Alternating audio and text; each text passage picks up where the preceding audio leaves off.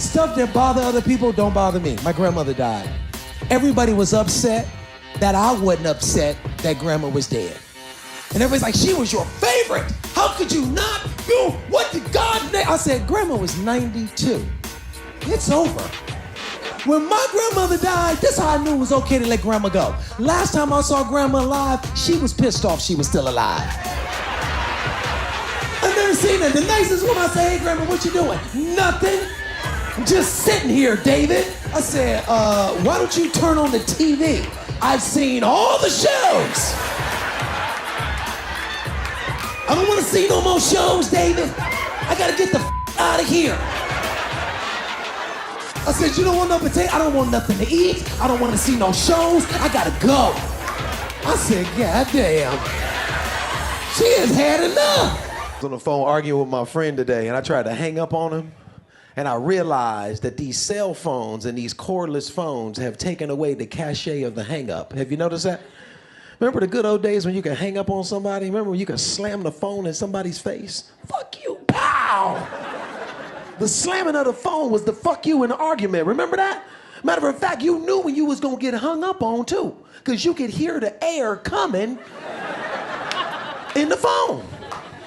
And you would try to hang up on them for they hung up on you. Be like, this motherfucker trying to hang up on me. I'm not gonna be hung up on. You can't hang up on nobody with no cell phone now. You can't. Trying to hang up on somebody with a cell phone is like trying to slam a door in somebody's face, but it's got one of them regulators on it. You ever do that? You're like, get the fuck out the door. It's like, this shit is not giving me the effect I need.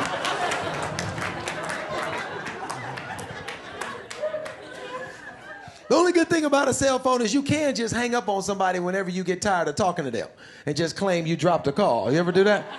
I'd be like, boop, fuck it. And they call you back, oh, I lost you. You're like, no, fucker, I lost you. You ever ignore somebody's call and then the person's call you ignore walk right up on your ass? You ever had that happen? One of my friends called me. I didn't feel like talking, so I was like, oh, hell no. Like, oh, shit, hey. Where you come from? I was gonna call you. I just ain't got no reception here in the Sprint store. Be here, man. I just moved out here too. When I first moved out here, I was gonna move to San Diego. Till I saw that sign they got out there on the freeway with them people running across the freeway. You see that? That ain't funny to me. Cause they painted black and they on the run. You know what I'm saying? You see the sign? The wife, she holding her daughter's hand, she flapping like a rag doll. But if you look closely, the man has let go of his wife's hand. It's like he saw that big ass truck coming. It was like, everybody for yourself. I don't know where I belong with my emotions sometimes, you know what I mean? I don't know where the etiquette is certain things, you know? Like I'm at a funeral the other week. Uncle of mine, he died, he was 106. Have you ever been to a funeral of somebody that's so old when they die you can't feel sorry for them? I mean, people were crying, you know what I mean? Somebody yelled out, he went too soon. I'm like, too soon? He should have been dead 30 years ago. I should have never met Uncle Joe, you understand? We should have just missed each other, that's all I'm saying. Said he died of natural causes. I say he killed himself, that's what I say. You figure 106, the Lord forgot me. I'm about to do it myself. 106, he jumped to his death. 106, you ain't got to jump out no window. He jumped off the bed, that was it. He just shattered into a cloud of dust. We vacuumed him up in the living room. Uncle Joe went too soon. You know what I'm saying? My wife, she quick to go, everything's not a joke, David. Right? And I'm like, all this shit in the house says it is.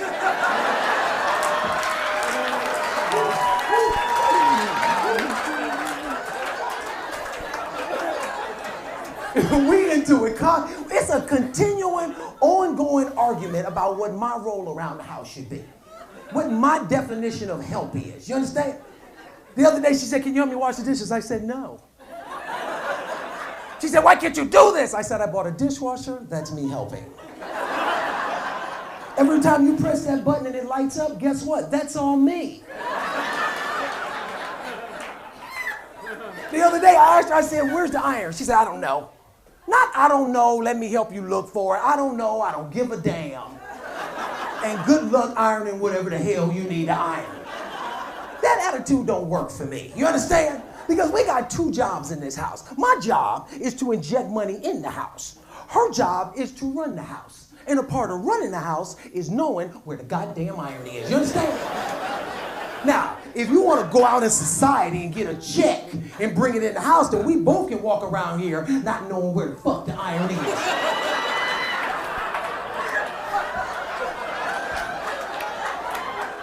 But as long as I'm making all the money, I need you to know where the goddamn iron is. You understand? Every day, we are into it. See, this is the thing too. We know how to piss each other off. Because if you don't know, marriage is the most passive-aggressive relationship you will ever be a part of. Am I lying? It is, because when you're married, you got to find a way to say fuck you without saying fuck you. Right? You have to. Like, let me tell you how my wife does to me. She'll go out and buy all my favorite breakfast cereals, but won't buy no milk. Nothing says fuck you like a dry-ass bowl of Lucky Charms. I'm eating them like they're sunflowers. Ain't no milk in the house. She messing with me. But I know how to get, let me tell you something. I know how to get her back. Guys, you want to piss your woman off? Let her see you resting. Am I lying? Nothing. Nothing pisses a woman off like a man at rest. You understand me? I don't give a damn what you did all day. You could have built an ark. You could have put out a forest fire. When she walk in the house, your ass better be in motion. You understand? That's why when I'm at home, I keep a tool belt strapped on me at all times. As soon as she walk in, I jump up and measure anything. I'm like,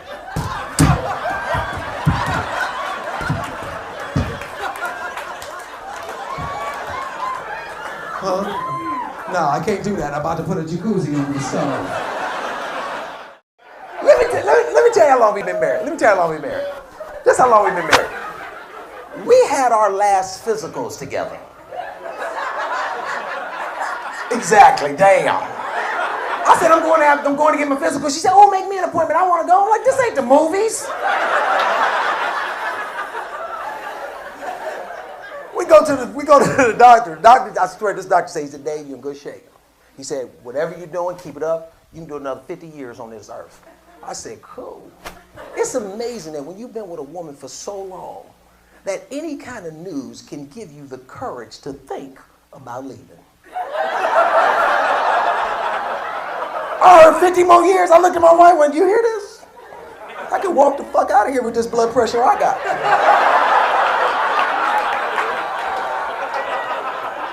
I'm in shape enough to start over, you understand? Let's see, look, some of y'all looking at me like, Dave, I want to leave too. But you can't, because your triglycerides ain't in order. You see what I'm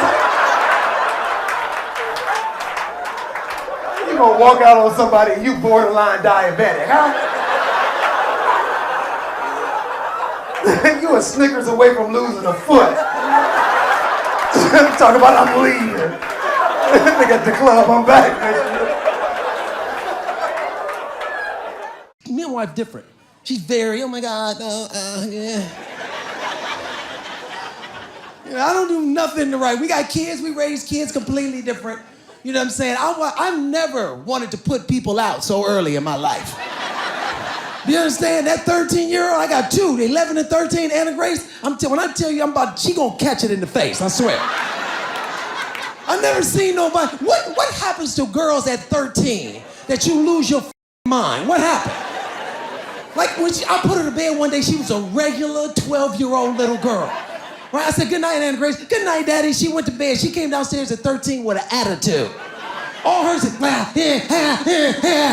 said, what the so stressed out?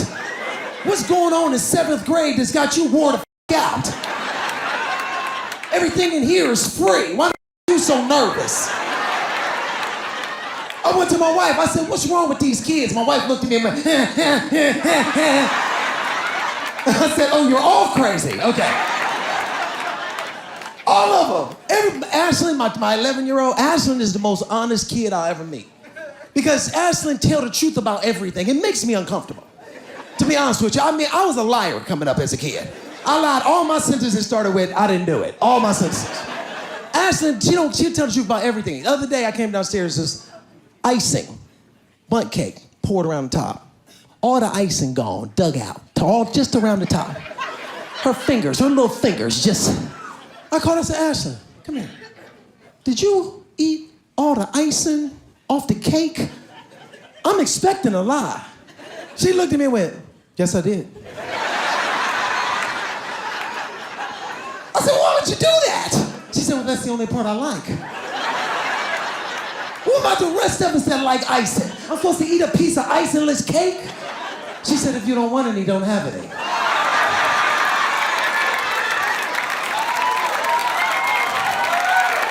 And she walked away.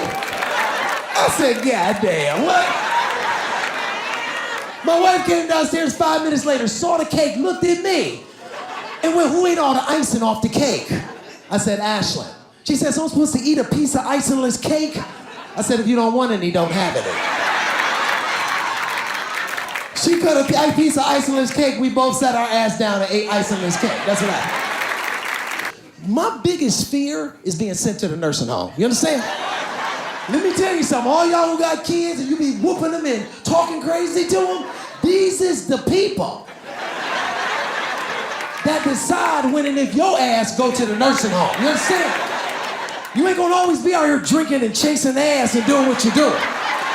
One day somebody gotta make a decision whether to roll you in front of a window and leave you for 8 hours. I'm not going to the nursing home. My wife, she going to the nursing home. We already know she going, we prepared for it, you understand? Because I'll never forget the day my oldest decided she was going to the nursing home. Her and Anna Grace was arguing about a popsicle, right? My wife said, you can't have no popsicle. She said, I want one. She said, you can't have no popsicle. Most of the time, Anna Grace would fall out. This time, she collected herself, like she knew something we didn't know. And she looked at my wife and went, really? Cool. I said, God damn. I said, did you see what just happened? She said, what? I said, you going to the goddamn nursing home. She said, you out your mind. I said, I'm telling you right now, when the men in white come to drag you out of here 50 years from now, you're like, oh, David, help. Be like, no, woman, she gave the popsicle in 2018. I got the popsicle. Here you go, Anna Grace. You remember who gave you the popsicle.